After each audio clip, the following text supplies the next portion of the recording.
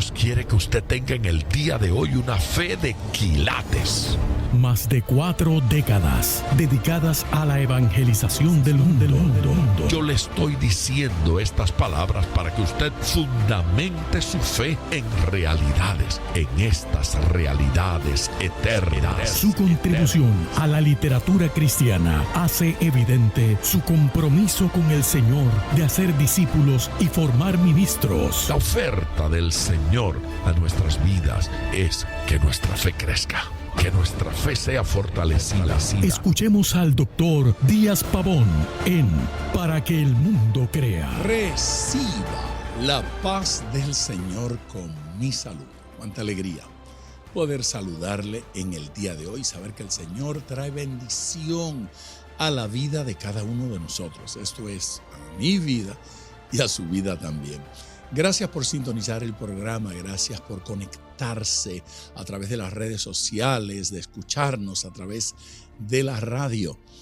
Gracias por estar atento y apreciar lo que Dios nos está dando en este programa. El programa se llama Para que el mundo crea. Y yo soy el pastor Díaz Pavón y me siento feliz de poder compartir con usted en el día de hoy. Hoy vamos a hablar acerca de los hombros de una familia. No fue un error. No dije los hombres de una familia, dije los hombros de una familia.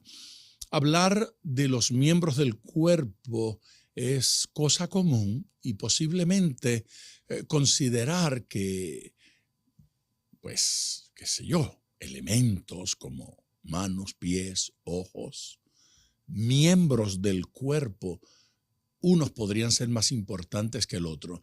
Eso solo en determinado momento y para determinada función. Cuando se trata de ver, pues posiblemente la boca resulta inútil. Cuando se trata de agarrar y levantar, pues los oídos resultan inútiles. ¿Cuáles son los órganos más importantes en determinado momento? Pues los más necesarios, aquellos útiles para determinada cosa. Durante el mensaje de hoy y el mensaje del día de mañana vamos a hablar de los hombros y de cómo Dios los utiliza en algún momento, tanto para servir a Dios como para bendecir a gente. Atentos a lo que Dios nos quiere hablar en el día de hoy y mantenga este número telefónico en mente para que llame cuando tenga una petición. 305-228-9697. Vamos al púlpito. Números, capítulo 7, versículos del 7 al 9. Claro, leído así tal cual, puede ser que el pasaje no nos diga mucho, pero mirando un tanto el contexto en que este pasaje fue escrito, las circunstancias y el producto final, es probable que este pasaje nos diga mucho más que lo que nos comunica así a simple vista. 2 carros y 4 bueyes dio a los hijos de Gersón, conforme a su ministerio. Y a los hijos de Merari dio 4 carros y 8 bueyes, conforme a su ministerio, bajo la mano de Itamar, hijo del sacerdote Aarón. Pero los hijos de Coat no les dio, porque llevaban sobre sí en los hombros el servicio del santuario. El pasaje está hablando de 3 familias. ¿Qué estaba sucediendo en esos días? Se había instaurado, se había establecido el tabernáculo. Y el pueblo traía ofrendas para la adoración en el tabernáculo. Trajeron muchos animales, trajeron bueyes. Particularmente trajeron varios bueyes, 2 por cada carro. Eran 6 carros y cada carro habría de ser tirado por 2 bueyes. La distribución fue sencilla. A la familia, porque esto fue una distribución por familia, a la familia de Gersón le van a dar 2 carros, cada uno de ellos con 2 bueyes, así que son 4 bueyes. A la familia de Merari le van a entregar 4 carros y 2 bueyes por cada carro. Entonces eran 8 bueyes. Quedaba otra familia, era la familia de Coat, y dijo: a ellos no le van a dar nada, ni carros ni bueyes. Cuando uno mira esto de esta forma, le parece que hay cierto prejuicio. ¿No es cierto? Cierto prejuicio. Señor, le diste menos a una familia que a otra, y aquí hay una familia a la que no le diste. ¿Sí? Le entregaste nada, pusiste nada en sus manos. Pero cada uno de esos casos está acompañado de la expresión conforme a su ministerio. Eso es importante. Usted debe marcarlo en su Biblia. Conforme a su ministerio. Digno de observar en este pasaje que Dios entendía que cada familia tenía un ministerio. Y Dios estaba proveyendo para que la familia cumpliera ministerio. ¿Se da cuenta usted que a menudo nosotros decimos que esto es individual? Escuchamos a la gente predicar y la frase, por ejemplo, la salvación es individual. La relación con Dios es individual. Yo tengo que salvarme, cada quien que haga lo suyo. Pero eso no parece estar del todo a tono con lo que enseña la Biblia y con lo que dicen las Escrituras. Yo no voy a negar ni por un instante que la decisión individual es la que salva. Yo no voy a negar ni por un instante que cada individuo y cada miembro de nuestra familia se tiene que convertir al Señor. Que el hecho de que papá sea salvo no me hace salvo a mí. Dicen algunos predicadores: Dios no tiene nietos. Y eso significa que cada quien tiene que convertirse y ser un hijo de Dios. Si no, no soy salvo. Pero ¿cuántas veces la Biblia dice que un hijo de Dios, y en el caso de Pedro y en el caso de Pablo, esto ocurre? Le dijo a alguna persona: cree en el Señor Jesucristo y serás salvo, tú y tu casa. Es verdad, yo tengo que convertirme al Señor, pero por alguien entra la salvación a una familia. Y por alguien entra la bendición a una familia. Y no tenemos por qué creer que el diablo puede robarnos nuestros hijos. Tenemos que creer que porque yo soy de Dios, mis hijos son del Señor. Y no se los voy a regalar al diablo, ni a los problemas, ni a las circunstancias. Y no importa quiénes sean y qué hagan mis hijos, yo los voy a seguir reclamando para el Señor, porque eso es función de padre. Diga gloria a Dios. Eso es función de padre. Como padres tenemos que asegurar la salvación de nuestros hijos. La promesa de Dios a Abraham no fue solo para él, fue para él y para su descendencia. La promesa de Dios a David no fue solo para él, fue para él y para su descendencia. Es más, a David le dijo que iba a eternizar su trono. Es decir, que sus descendientes serían reyes por siempre. Y eso tuvo cumplimiento cabal en Jesucristo, quien es un descendiente de la línea de David. Así es que en Cristo se eterniza el trono de David. De allí que cuando Jesús hacía su entrada triunfal a Jerusalén, La gente proclamaba y gritaba, y aquel ciego Bartimeo, cuando se enteró de que el Señor se acercaba, clamaba igualmente: Hijo de David, ten misericordia de mí. Y daban hosanas en la entrada de Jerusalén al rey, al hijo de David, y lo bendecían. Era descendiente directo del rey David, no era hijo inmediato, sería tatara. Parecía ametralladora, ¿verdad? Descendiente de David. Así es que Dios no solo nos bendice, sino bendice a nuestros hijos. ¿No recuerdan ustedes el caso de Lot? Lot era un sobrino materialista que tenía Abraham. Se fue con Abraham. Salió de Ur de los Caldeos y acompañó a Abraham hasta la tierra prometida. Pero era materialista, andaba buscando las cosas materiales. No era buen creyente, no era fiel a Dios, no respondía a los intereses divinos. Él se hubiese perdido en Sodoma y Gomorra. Él vivía en la ciudad esa que fue destruida por azufre y fuego. Él hubiese muerto allí, pero era sobrino de Abraham, y Abraham intercedió por él. Entonces Dios le habló a Abraham y lo advirtió de lo que iba a suceder, y Abraham le mandó un mensaje de texto, fue allá, habló con él, le hizo saber lo que venía, y entonces pudo escaparlo. Por eso yo acostumbro decir, en caso de que usted no sea muy consagrado, asegúrese de tener un tío santo. Conviene eso de tener a alguien santo en la familia para remitirnos a ellos y procurar su bendición.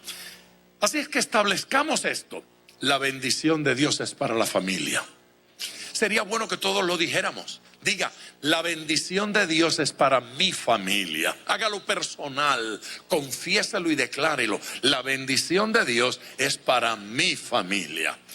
Pero no solo la bendición de Dios es para su familia, las responsabilidades para su familia.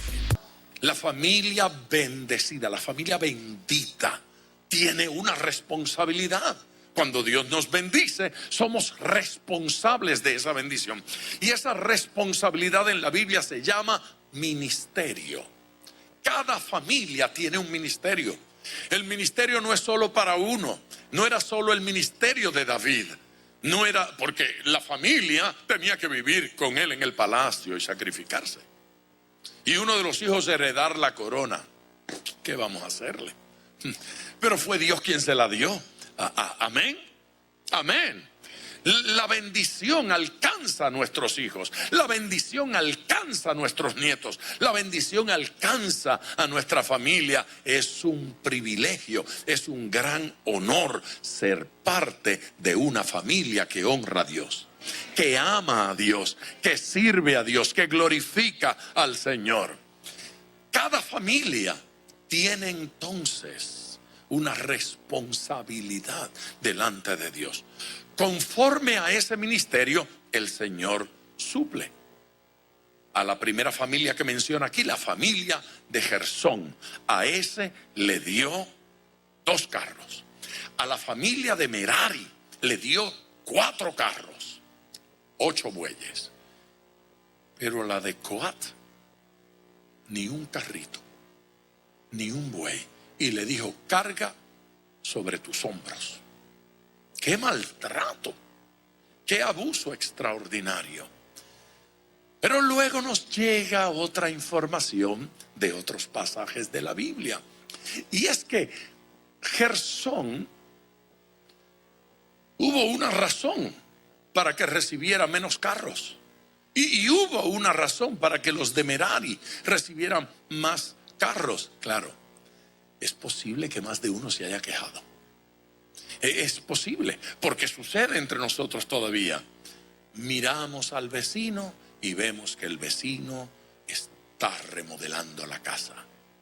Y de inmediato a alguien de su familia le comienza a parecer que la casita está feíta y que hay que restaurar algunas cosas. El vecino pinta y otros pintan. El vecino siembra y otros siembran. Aquel cambia el carro y ya hay más de uno que está envidiando el carro nuevo. Señor, ¿y por qué a mí me diste un Volkswagen y a él un Rolls Royce? Y estamos envidiando y estamos incómodos, y es posible que alguno dijera, pero fíjese, si Dios llega a donde la familia de Gersón y le da 2 carros y le entrega 4 bueyes, ellos están contentos. El gozo les dura hasta que ve que a la familia de Merari le dio 4. Y entonces ya no estoy simplemente alabando al Señor por lo que me dio. El carrito era buenísimo hasta que le regalaron algo mejor a mi hermano. Y ahora estoy incómodo. ¿No es cierto? Pero no es así. Allí dice, según, conforme a su ministerio. Mire lo que sucedía. La responsabilidad ministerial que tenía Gersón era la de cargar las cosas más livianas del tabernáculo. Estos tenían que cargar instrumentos livianos, ¿sí? Los adornos, las cosas decorativas. Era sencillo, no pesaba mucho. Los podían llevar. En 2 carros eran suficientes. Pero la responsabilidad que Dios había dado a la familia de Merari era llevar las cosas más pesadas.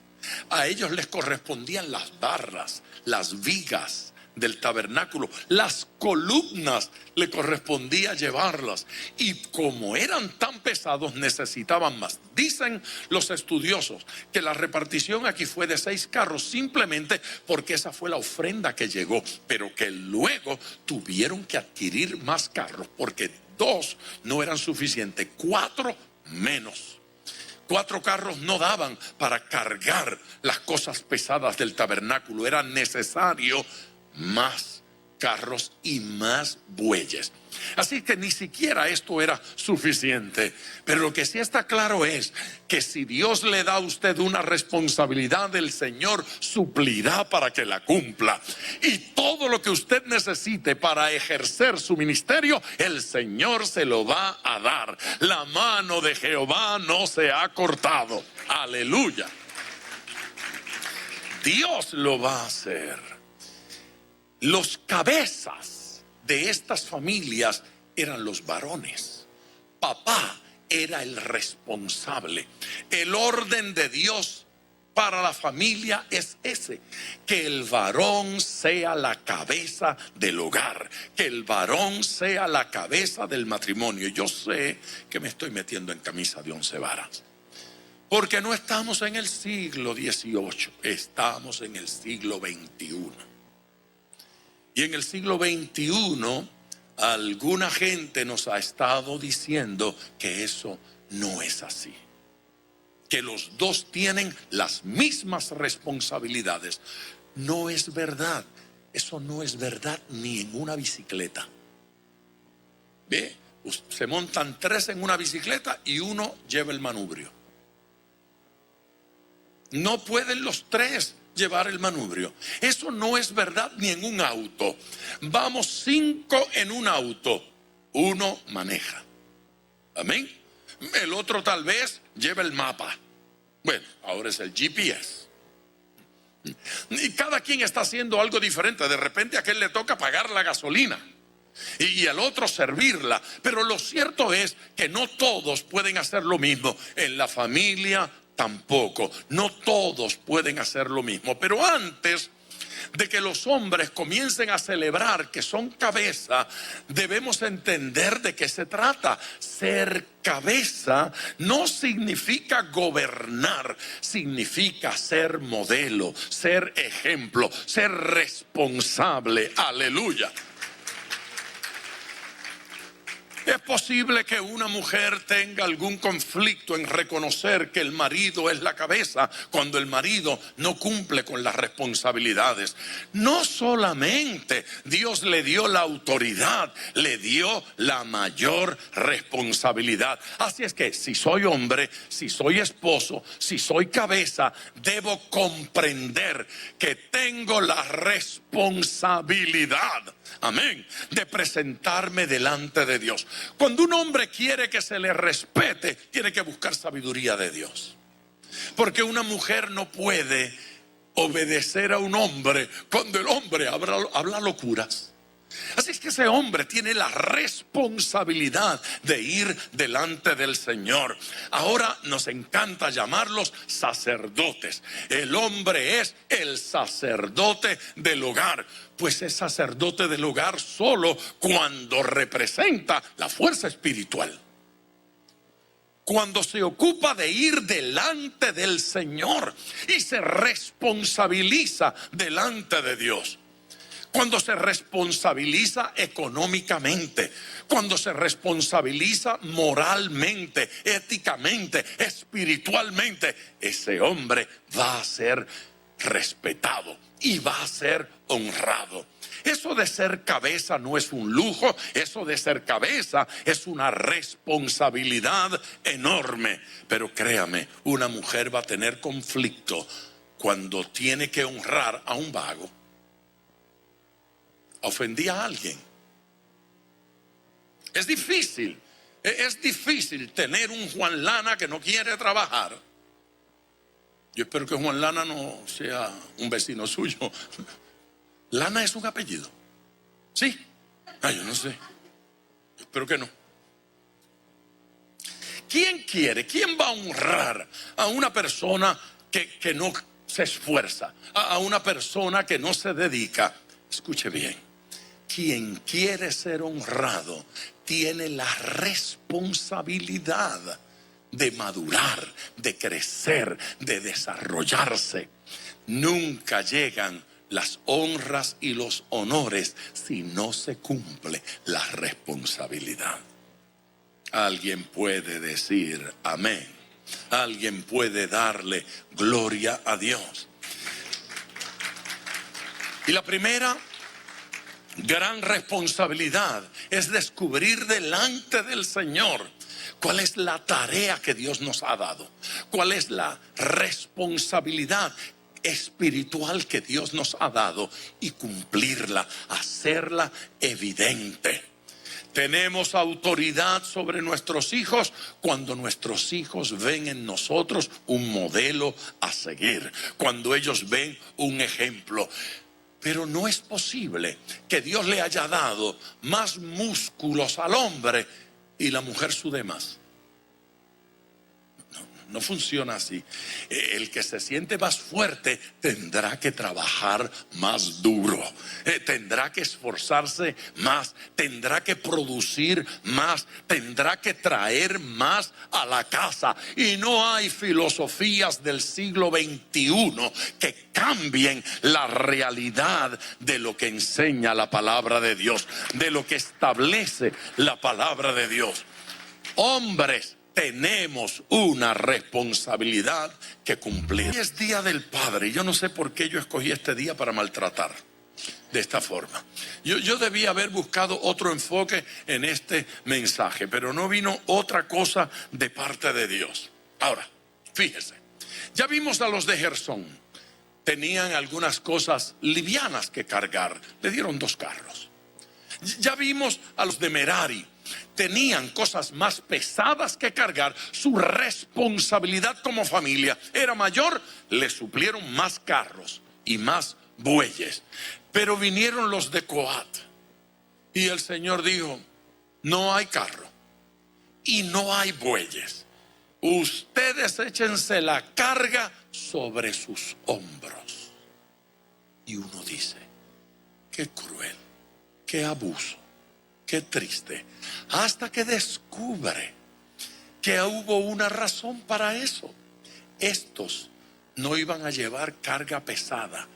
Estos tenían la responsabilidad de llevar sobre sus hombros los elementos santos del tabernáculo.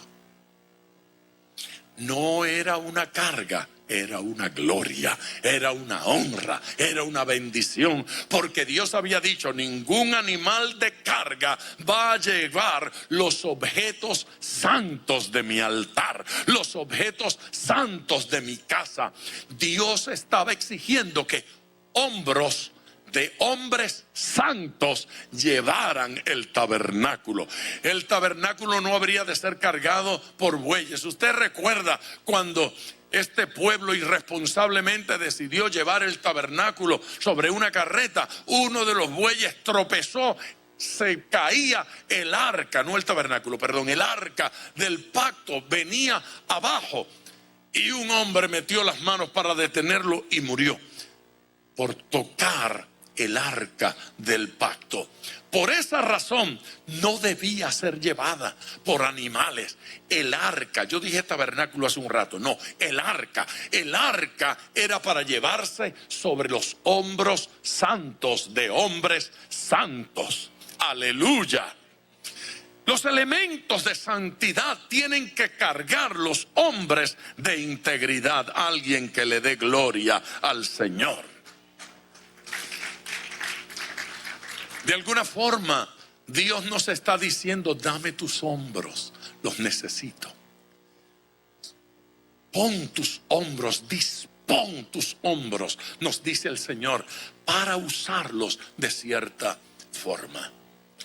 Los hombros son más importantes de lo que nosotros creemos. Hay momentos en que nada necesitamos más que un hombro. Nuestra mejor amiga, y digo nuestra porque era tanto de Estrellita como mía, esta muchacha y nosotros nos conocimos en la universidad. Era la mejor amiga de Estrellita y fue Cupido entre nosotros.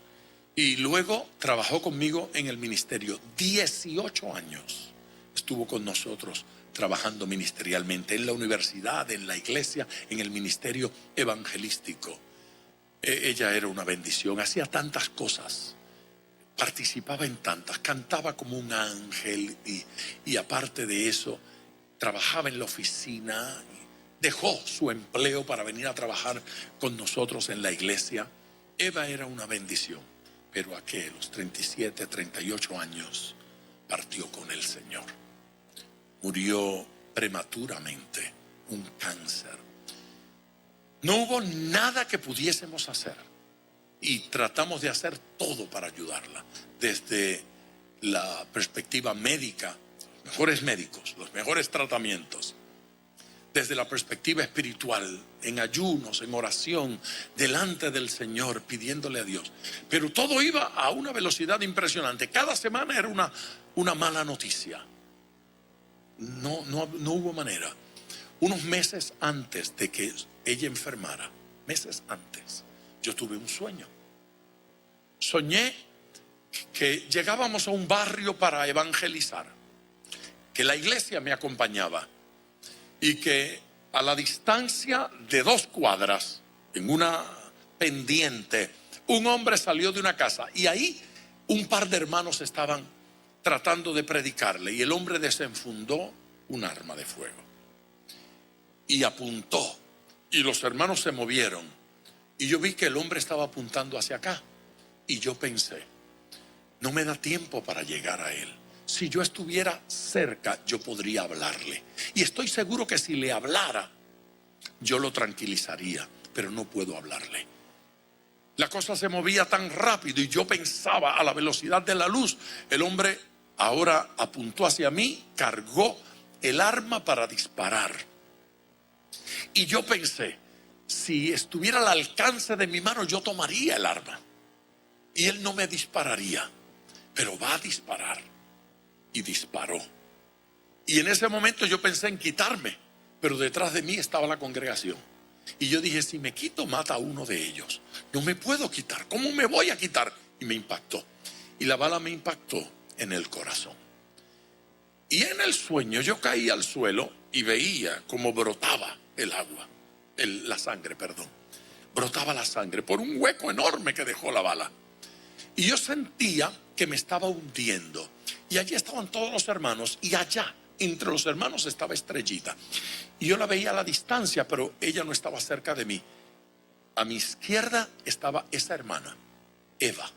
Y a mi derecha estaba el cantante de las campañas, Manuel Román. Y yo los estaba viendo a ellos dos. Veía a Estrellita allá lejos y pensaba, no me puedo despedir de ella, no le puedo decir nada, no le puedo dar instrucciones, no le puedo decir qué hacer ahora que yo me voy a morir porque me estoy muriendo. Y yo sentía que me hundía, solo veía a Eva y a Manuel, pero no podía hablar. Y desperté, aterrado. Me dolía el pecho, me busqué el hueco y no estaba, ya me había sanado. Y estaba asustado. Desperté y ese mismo día me encontré con Eva en la oficina y le conté, Eva, tuve el sueño más feo anoche. Todo iba así, a una velocidad que yo no pude controlar nada y me hirieron y morí. Y ella dijo, cuando alguien tiene un sueño como ese, quien muere no es la persona que murió en el sueño, es esas personas a quien él estaba viendo. Y yo dije, pues eres tú y Manuel. Y ella dijo, bueno, así es la historia. Ella tenía 35 años cuando eso. Y me dijo, yo no voy a llegar a los 40 años. Yo no nací para vivir una vida normal. Yo me voy antes de tiempo, yo me voy temprano. Así es que soy yo quien se va a morir. Y de Manuel no sé qué decirte. Lo cierto es que 2 años más tarde, todo precipitadamente, y ella murió. Y 1 año y tanto después, Manuel murió. Y yo estoy aquí todavía, dando problemas. Interesante cuando pasan esas cosas, ¿no le parece a usted? Curioso. Pero en el cementerio, después de haber predicado, ministrado, consolado a mucha gente, cuando la estábamos enterrando, Estrellita estaba a mi lado. Y yo no había podido llorar durante esos días porque tenía que hacer tantas cosas en el proceso del entierro, que no había podido descargar mi corazón como yo quería. Y en aquel momento era necesario encontrar un hombro donde llorar. Así que me volteé hacia la pobre Estrellita y ella hacia mí. Y ella se recostó de mi hombro y yo me recosté del de ella. Y lloramos, lloré hasta que mi corazón se descargó, hasta que sentí paz, hasta que me sentí tranquilo. Necesitaba un hombro donde llorar, necesitaba un hombro donde descargarme.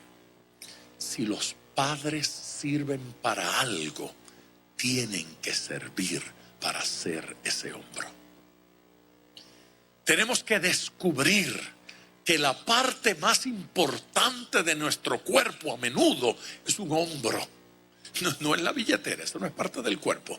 Es un hombro donde alguien pueda recostarse y llorar un poquito. Hay momentos en que lo único que necesitamos es un lugar donde echar lágrimas. Alguien que diga amén. Poderosa palabra del Señor la que hemos recibido en este día. Ya estamos listos para orar por cada una de las personas que se ha estado comunicando, de los que han estado llamando y compartiendo sus diversas inquietudes. Vamos a orar juntos. Si no ha llamado todavía, el número telefónico es el 305-228-9697. Llame ahora. Quiero orar con usted. Quiero orar por su vida y ministerio para que Dios le bendiga y le utilice de forma poderosa. 305-228-9697. También puede escribirnos. Mi dirección electrónica es biblia@diaspavon.com. biblia@diaspavon.com. Y no olvide que a través de YouTube este mensaje, estas enseñanzas quedan allí permanentemente y usted puede ir a nuestro canal en YouTube, Pastor Díaz Pavón. Vea, edifíquese, ministre y comparta con mucha otra gente. Padre Celestial, gracias por todos los que se están comunicando en el día de hoy. Gracias por cada una de esas llamadas telefónicas y por cada uno de esos correos y de esas cartas que nos llegan a través del correo regular. Señor Jesús, tu bendición sea sobre este pueblo. Tu bendición sea sobre cada vida que atiende a tu palabra y responde a ella afirmativamente. Tu ministración sea sobre sus corazones. Unge y utiliza a estos tus hijos e hijas para bendecir, para edificar, para ayudar a muchos. En el nombre de Jesús. Amén, Padre eterno. Qué bueno que ha estado usted en sintonía con nosotros en el día de hoy. No olvide que mañana culminaremos este mensaje que hemos comenzado en el día de hoy. Así es que bendiciones a todos y hasta mañana. Dios les bendiga. Gracias por sintonizar Para que el Mundo Crea con el Dr. Díaz Pavón. Nuestro ministerio desea brindarle acceso a este programa descargando gratuitamente la aplicación DPM Radio. Para oración, comuníquenos su necesidad llamando al 305-228-9697. 305-228-9697 o en las redes Facebook e Instagram bajo Díaz Pavón Ministries.